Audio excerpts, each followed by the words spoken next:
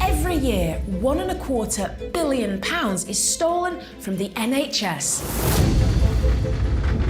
That's money meant for doctors and nurses to run hospitals and to help us all when we fall ill.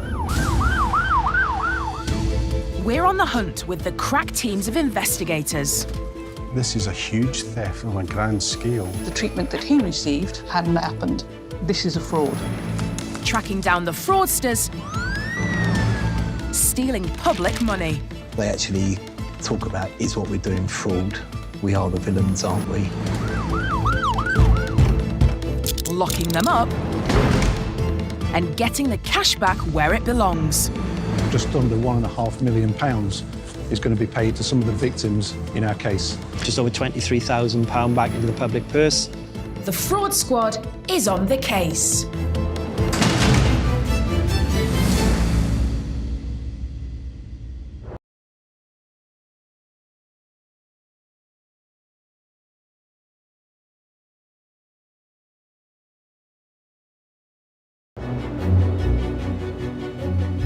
Today, a senior NHS employee with access to hundreds of thousands of pounds hatches up a shocking scam, creating dodgy companies and even fake patients just to live a life of luxury.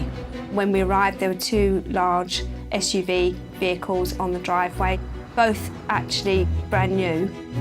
And one heartless man will stop at nothing to line his pockets, even if it means claiming the NHS pension of his dead aunt. And did you say she's not with you at the moment? No, she's gone down to a club.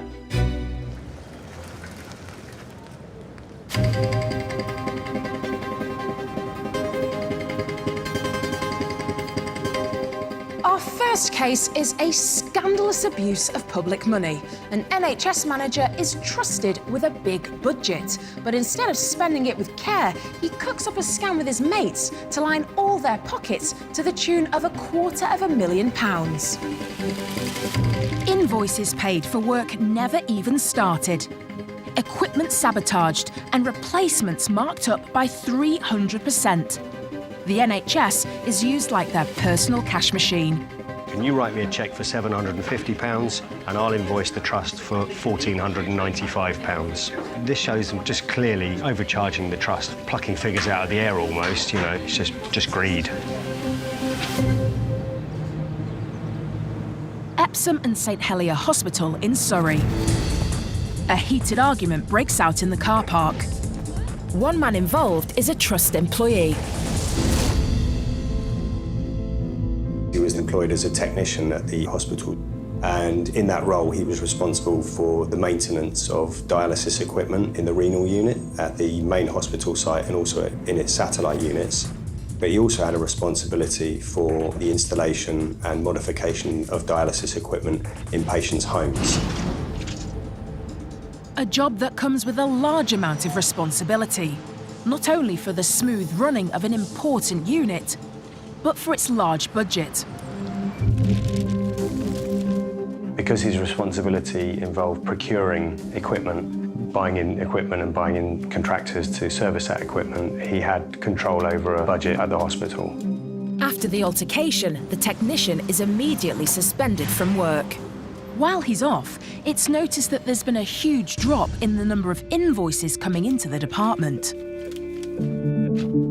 They had a look at the invoices and realised that the work that was being invoiced, especially the maintenance work, was far too frequent. It looked like some of the items being charged for were excessive, the amounts charged were excessive, and some of the work appeared to be unnecessary as well. Concerned, they pick up the phone to the NHS counter-fraud investigators. A box of financial paperwork from the dialysis department is sent to Pat Dacey, a senior national counter-fraud investigator. The very first invoice he looks at reveals a disturbing discrepancy.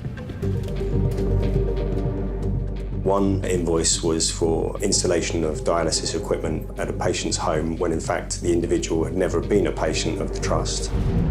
The case quickly starts unravelling as more dodgy invoices are discovered. Another two invoices were for to other patients who were actually patients at the trust, but they received their treatment at the hospital. But this invoice was for installing equipment in their homes, which obviously didn't happen. There was an invoice for work that was carried out at Highdown Prison. But when inquiries were taken up with the prison, they were told that the company never actually visited the prison to undertake the work. So that set off more alarm bells with the trust. All the invoices have one thing in common. They've all been authorised by the renal unit technician. You could say that it would seem to be obvious that whilst he was there was a lot of work being procured. As soon as he'd gone, there wasn't. Pat looks at invoices for work that the technician had procured going back as far as 2007, and the bulk of the business is given to just 3 companies. The first of those was around about £134,000 of work was put that company's way. The second company involved invoiced around £388,000 worth of work, and then the last company, they were given about £43,000 of work. In total, the 3 companies had been paid over £500,000. But with the technician suspended from the hospital, none of these companies are given any more business. Strangely, the Renal Unit Finance Office hears nothing from them. If you were a legitimate business supplying the trust and suddenly your business was cut off, you'd be on the phone immediately to say, well, why aren't we getting any more work from you? What's the problem? But none of these 3 companies did. It adds to the suspicion, and it just adds to the fact that there are more questions here to be asked, because clearly there's something wrong. Pat suspects that over a 6-year period, the technician has conspired with the 3 companies to steal around £300,000 of National Health Service money. The police are called in, and the technician is arrested at home. Seen people that just completely freeze and they just completely non-communicative or just absolutely got no idea what's going on. I've seen other people having to be restrained by 3 or 4 police officers because they have a very different reaction to what's going on. The man appears surprised, but goes willingly to a nearby police station. When he was interviewed under caution, he declined to answer any questions and gave what's known as a no-comment interview, which basically means he said no comment to every question that was put to him. No-comment interviews can be quite strange to deal with because it's a very abnormal situation to sit and ask somebody questions and them not to provide a response. You can't just sort of just turn the tapes off and leave the room. You're going to have to ask all the questions anyway. The technician is allowed home, but his mobile phone is confiscated and sent off to the counter-fraud forensics team. With no information forthcoming from him, the investigation ramps up as one of his business associates comes under suspicion. The pair of them had set up a company in 2006, but that went into liquidation in 2010. As an NHS employee who's got control of a budget, it's very important that you declare any business links with any outside organisations that could bid for work within the NHS. Clearly this is something that he had never done, and so once that fact was discovered, again, that sets alarm bells ringing. The business associate is brought in for questioning to see if he can shed any light on the investigation. In interview, he said that he subcontracted a lot of the work out, and so checks were made by investigators on whether or not that was the case, and it was discovered that in most of the cases the work actually hadn't been done at all. The investigation, having shown that a large number of these invoices were false, just brought home the dishonesty element of the investigation. Later, shocking and incriminating text messages between the 2 men are discovered. They were deliberately sabotaging some of the equipment. So here we've got, what on the panel can I tweak to bugger the pump up?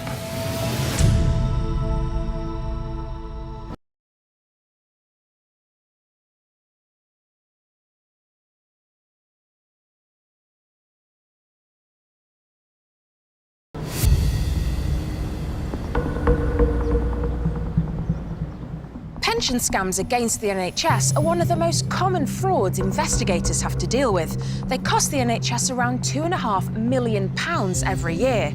Our next case is about a man who lies and cheats his way to claiming the NHS pension of his dead aunt.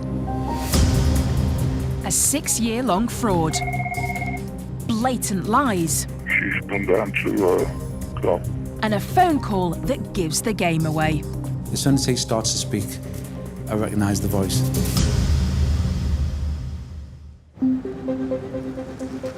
Bethnal Green in London. A man goes to the bank on the weekly trip to pick up his aunt's NHS pension. But unexpectedly, there's no money in the account. NHS Pensions receive a call from the man. Good afternoon. How can I help? Oh, good afternoon. He says he's ringing for his aunt. Could you tell me if her payments have stopped? But first, the call handler needs to check that the man has the authority to call on behalf of his aunt. Is she actually with you at the moment? No, she's gone to club. Okay, do you have power of attorney over her affairs? I do, yeah. You do, okay. Have you sent that in to us? I did some time ago. He said he had a power of attorney in respect of his aunt, which wasn't the case. Okay. We don't have any record of power of attorney. And did you say she's not with you at the moment? No, she's gone down to a club.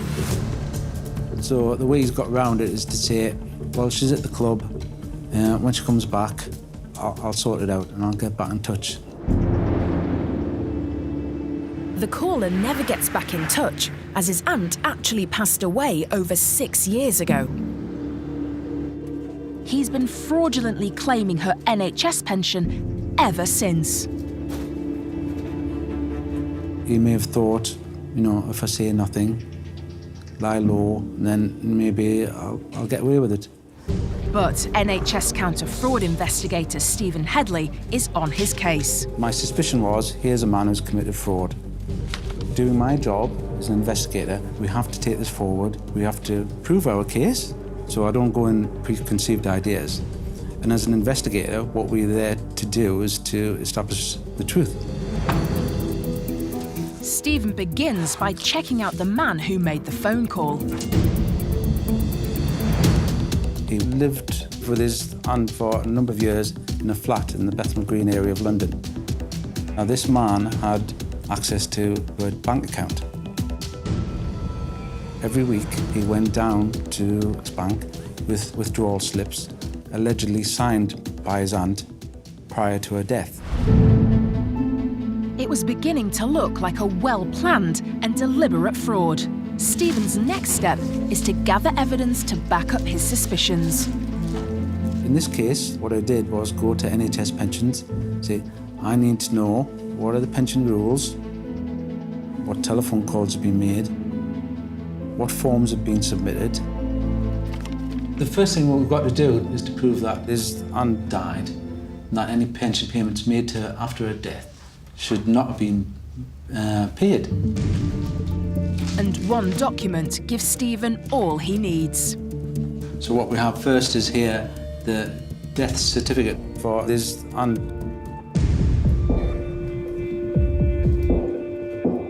So it shows that she died on the 3rd of May 2007. It also shows that the informant to the death was and actually it shows him living at the same address as her, which is significant.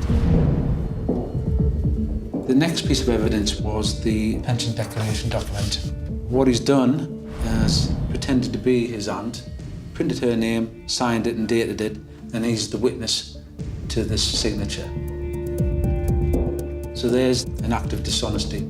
He pretended that she'd still been alive with the intent to carry on receiving her pension payments. At this point, he's the number one suspect. It's not as obvious as it sounds, because Stephen needs to make sure that the man calling up really is the deceased's nephew. He analyses the recording of the phone call. Good afternoon. How can I help? Oh, good afternoon. But is it actually the nephew, or is it someone pretending to be him? I tried to contact him. I verified where he was living, sent him letters, recorded delivery. None of them were answered. It was clear to me that he was just ignoring the letters. So then we have to progress it somehow. We can't just give up. Undeterred, Stephen calls for assistance from the police, and they head to the flat where the man lives. The officers went to the door. He didn't initially answer. He was reluctant to come to the door. But then after some sort of repeated knocking, he did answer the door. The man is told to accompany them to the police station for questioning, but he has one final request. He was just about to take his dog out, so he had to let him take his dog for the walk before he brought him back. Eventually, they make it to Bethnal Green Police Station. The man declines the right to legal representation, and the interview under caution begins. As soon as he starts talking, Stephen knows he's got his man. I'd listened to the telephone recording to NHS pensions a few times. Is she actually with you at the moment? No, she's gone to club. Okay, do you have power of attorney over her affairs? I do, yeah. You do, okay. Have you sent that in to us? I did some time ago.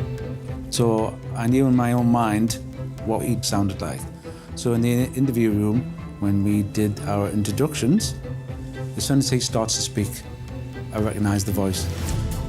Could you tell me if her payments have stopped? That is the man that was on the telephone. He actually was very compliant, quite friendly. Whether at that point initially he thought he was perhaps going to talk his way out of whatever he'd done, that might have been going through his mind. Stephen starts to show evidence to the man. It's at this point everything changes. At that point, I remember it, in the interview, he just said, I'm guilty, I'm guilty. And then he went on to explain what he'd done. In total, he stole nearly £13,000 from the National Health Service. Every week for 6 years, he went to the bank to withdraw money that should never have been his. 6 years where he's had an opportunity to tell somebody and the bank where the pension payments were going in. He didn't tell the bank. So they thought his aunt was still alive. He appears at Westminster Magistrates Court and pleads guilty to theft and fraud from the NHS. For that, he got a suspended prison sentence and also ordered to pay back over £8,000 in compensation. This isn't the first case of NHS pension fraud that Stephen has investigated. I'd like to say it was a unique case, but unfortunately it's not. The NHS loses £2.5 million every year just to pension fraud. That's enough to fund thousands of GP appointments every year. So while each fraudster might think that they're not taking very much money, the overall impact on the NHS is significant.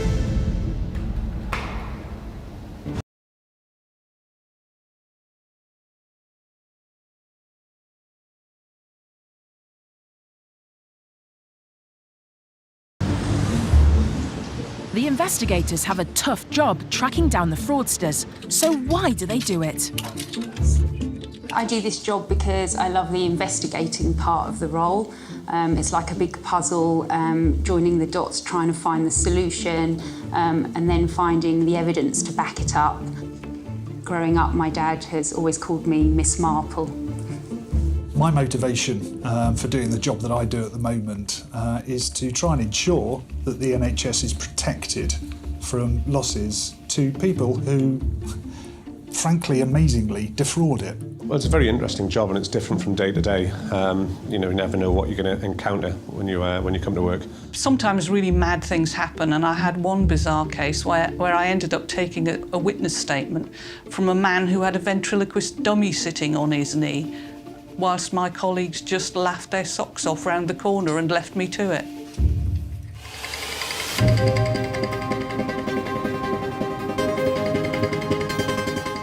This next case is a carefully planned, perfectly executed fraud.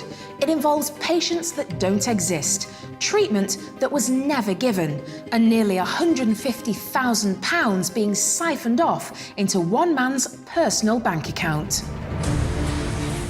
An NHS employee has sole access to hundreds of thousands of pounds of hospital money. He's trusted to sign off and pay large invoices to private companies who are providing services to the NHS. He spots a way of getting his own hands on some of that cash. It's all so he could live in a posh house, drive posh cars, and send his children to posh schools. It all started when the finance director of a hospital in South London spots an invoice that looks dodgy. NHS counter-fraud investigators are called. The case lands on the desk of Melanie Elflat.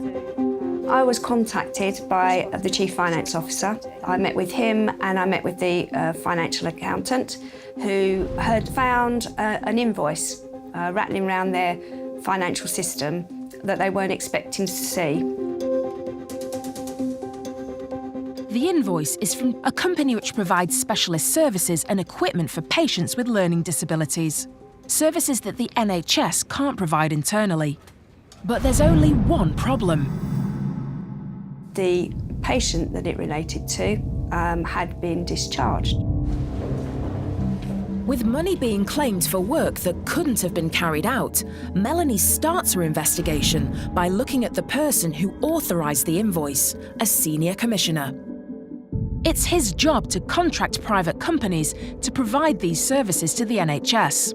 His particular field is to ensure patients with learning disabilities get the support they need through what's called a care package. He would work with the local authority, and if an individual had health problems and they needed funding, he would agree the funding for that care package. Melanie discovers that in his role, the senior employee has access to thousands of pounds. He could sign off invoices for payment for care packages up to £10,000. At the time the suspect invoice was sent, the senior employee found himself in a unique position. He was working in a team, but there was only two of them. One member had gone on maternity leave, so he was left with sole responsibility for that service that he was providing. Surely a man with such an important job couldn't be responsible for invoicing for services that were never provided. Melanie does some digging into the company responsible for sending the dodgy invoice. What she finds immediately starts alarm bells ringing. The registered address for this company was his residential address, so that gave us a link into him there. The discovery doesn't sit well with Melanie, but that's not the only clue that suggests the senior employee is up to something dodgy. When we looked in further, we found that there were connections to other members of his family as company secretary. With serious concerns that tens of thousands of pounds of NHS funds are being stolen, the finance officer looks back at her records to see if the senior employee has authorised any of the invoices. The findings are disturbing. She'd found quite a number of invoices had been received from this company that had been authorised by him. Believing they've stumbled across a serious fraud, the finance officers do a search of all invoices they received that have been authorised by the senior employee, and they discover yet another clue. She also found another company that had invoiced the clinical commissioning group. When we looked into this company, we found again that the company was registered to his residential address. The case against the senior employee is building as they find out more. When we look at the directorships, the director is named as a Mr. Nolig McMurray. The address is the same residential address. The date of birth is exactly the same, and just an attempt to disguise the directorship of the company that he'd been using to send false invoices. After finding out he's using two companies from the same address, their next discovery is particularly troubling. One of the patients that he'd been invoicing for didn't exist. It was a ghost patient. There was a similar named patient, but that patient was female and this one was male. It was sent directly to him. He authorised it. It is for 28 days of care provided to a patient that we now know is the ghost patient at £289 per day, a total, including VAT, of £9,710, with the company's bank details and address on the bottom. Later, Melanie decides to pay the senior employee a visit. He had already left for work. Fortunately, the police were able to stop him from getting on a train and arrest him.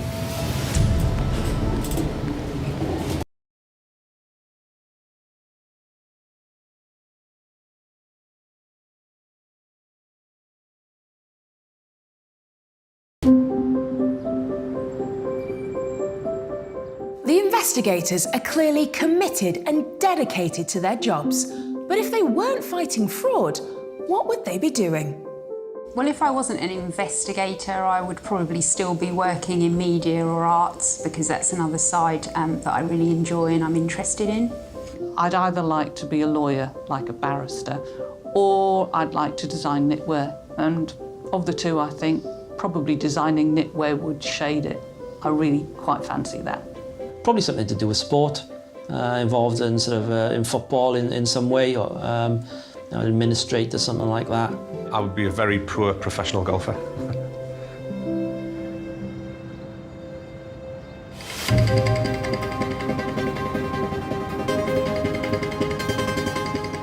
Back now to South London, where a hospital manager is under investigation for a £250,000 fraud.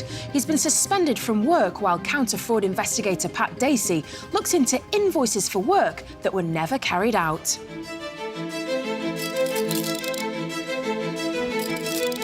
They were both arrested at home and they were brought here to Sutton Police Station, where they were interviewed under caution by NHS investigators.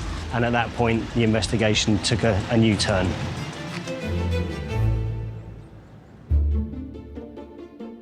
The data held on an individual's phone can be vitally important to an investigation. Data uncovered from the two men's mobile phones makes interesting reading. There were a number of messages in relation to monies being transferred, monies being invoiced. These ones here show where they just doubled up on the invoices. So, for example, I had to get a pump this morning for £900. I've just put an order in, £1,595 to cover it. Further down here, I've ordered the resin and charcoal. Can you write me a cheque for £750 and I'll invoice the trust for £1,495. This shows them just clearly overcharging the trust for the work that they were doing, plucking figures out of the air almost. You know, they've got an invoice for one amount and they've just doubled it. It's just greed.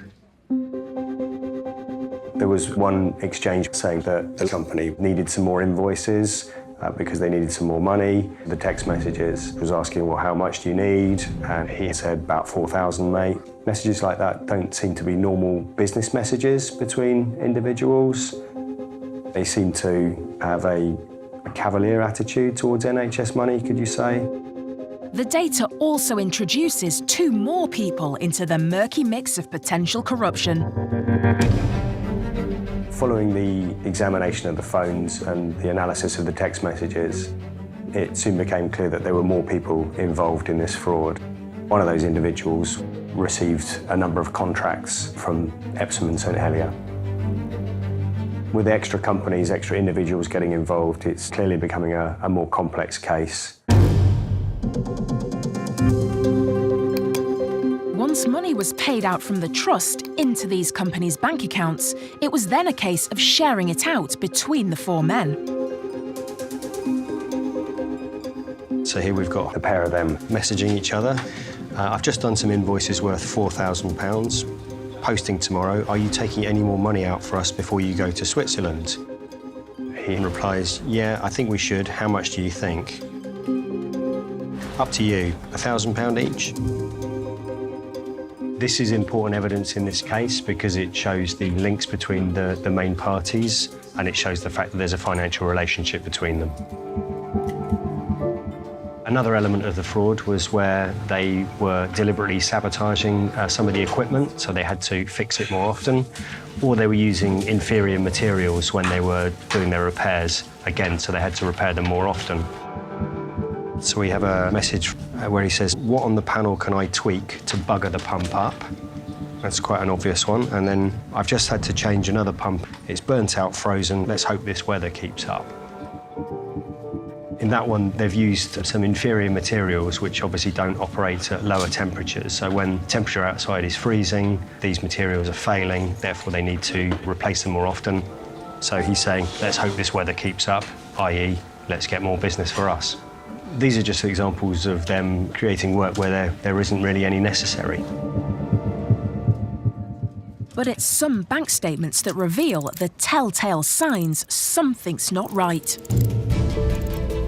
There were a few items of expenditure within some of the accounts that we examined that raised the odd eyebrow, especially coming from a business account. There was £15,000 spent on Chelsea Football Club tickets, holidays at Butlins, overseas flights and overseas expenditure, a static caravan. The hospital technician is arrested for a second time. Again, he made no comment, but he did provide a pre-prepared statement. He said that if there's any reference in any of my text messages regarding an exchange of any money, that would be in relation to me renting out my caravan. when we got up off the floor after laughing, no. I mean, how are you going to investigate that?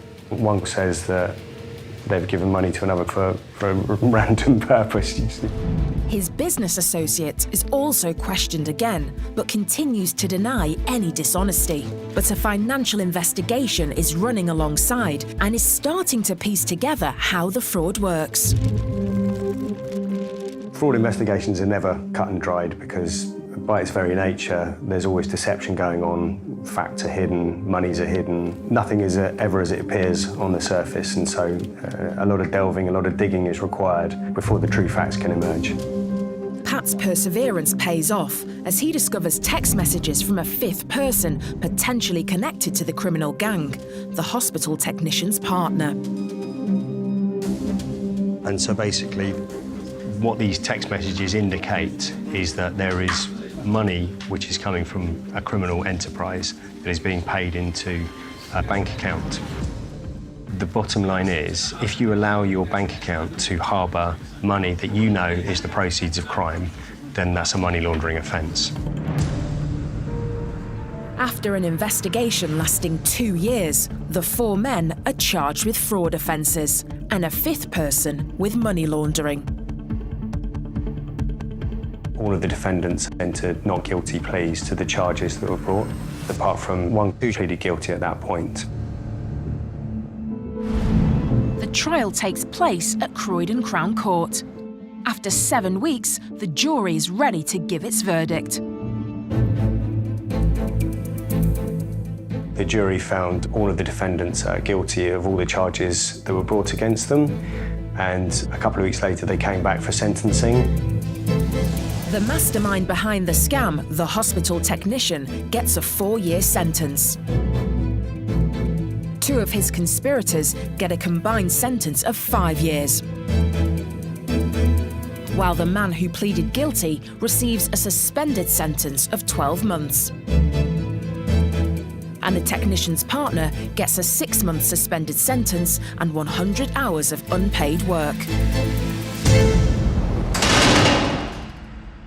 The situation now is that 5 individuals were convicted of a fraud that the judge calculated to be around about £300,000. Pat is now working alongside the financial investigators at the NHS Counter-Fraud Authority to try and get back as much of that huge amount of money as possible. It will then all be put back into the NHS. Confiscation proceedings have commenced under the Proceeds of Crime Act against all 5 individuals for the return of that £300,000.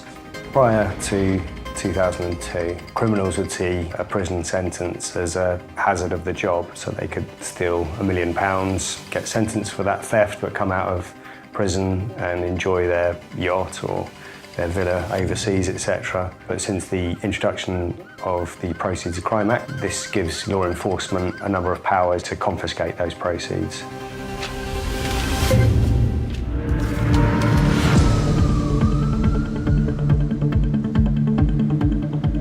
With the NHS losing more than £100 million every month to fraud, it's a huge dent in their budget.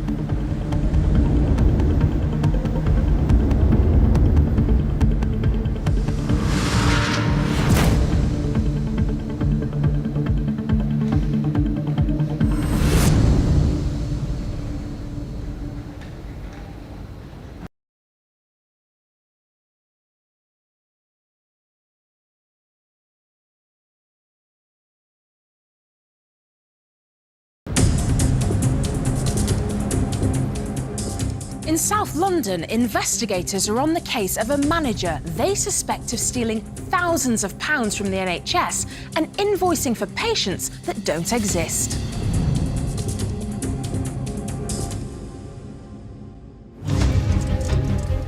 Local counter-fraud authority investigator Melanie Alflat has discovered that two dodgy-looking companies that he created have been invoicing the NHS for work not done. To understand how it all links together, she creates a flowchart. What we did was we put this company at the top and the address where all of the companies seem to link into, which is his residential address. And there's more. We looked at the VAT registration. We then got the VAT registration numbers checked and found that they were false. Melanie and the finance officers are now questioning the legitimacy of all invoices from the companies based at this residential address. This is an invoice. What it relates to is a general kind of review of learning disability services, which is fairly broad and quite easy to disguise, a general review. So there's not really any way that we could validate that information. The charge for 8 days of review was £4,000. The bank account details are contained here. When they add up, the total paid out is a whopping £93,000. Tracking the senior employee down is now a priority, but it won't be quite that easy. At the time, he had left and they couldn't contact him. Melanie needs to find him to search his property. We contacted the police and asked for their assistance because it was our view that he had equipment in his home where he would have been preparing those invoices. Search warrant in hand, they make their way to the suspect's home. I went with the police to his house where we went to arrest him and search the property. Unfortunately, at the time of our arrival, he had already left for work. But he's not getting away that easy. Fortunately, the police were able to stop him from getting on a train, London-bound, and arrest him then. After being read his rights on the station platform, the man is taken to a police station in Surrey. After his arrest, we searched the property and we seized a number of items, particularly computer items, anything that would have shown that he had developed these invoices. And they also discover a smoking gun. We found a lot of blank invoices and some invoices where mistakes have been made in the office. The search of the house also gives Melanie an idea of how he's been spending the money. We found that his children were attending high-end prep school. He was living in a £500,000 house that we had found he rented. When we arrived, there were two large SUV vehicles on the driveway, both actually brand new, but they were leased.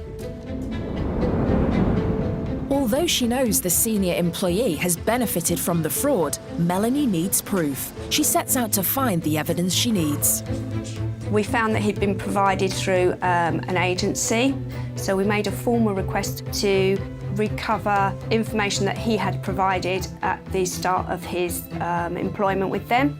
And what we found on a sheet of starter information was his bank details. And we found that the bank account that he used was also the same bank account that the fraudulent invoices had been paid into. The final piece of the puzzle. Confident of her case against the National Health Service manager, the time has come for Melanie to interview him. We were able to ask him questions about the invoices, about why he authorised the invoices, why he set the companies up on the ledger, what did he know about this patient that we know didn't exist.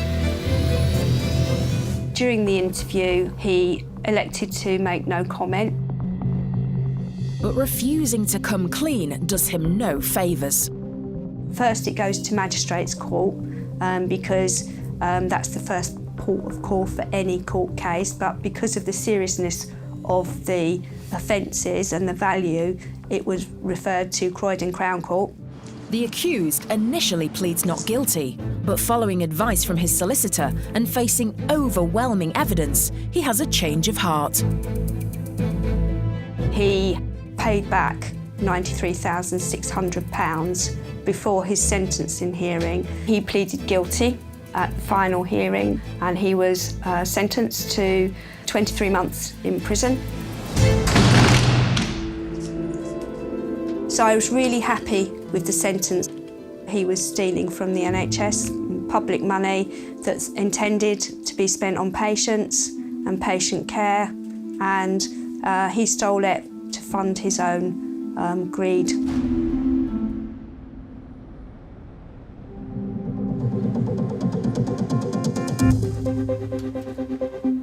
All these cases go to show that anyone out there who thinks the NHS is an easy target had better think again. The Fraud Squad is on the case.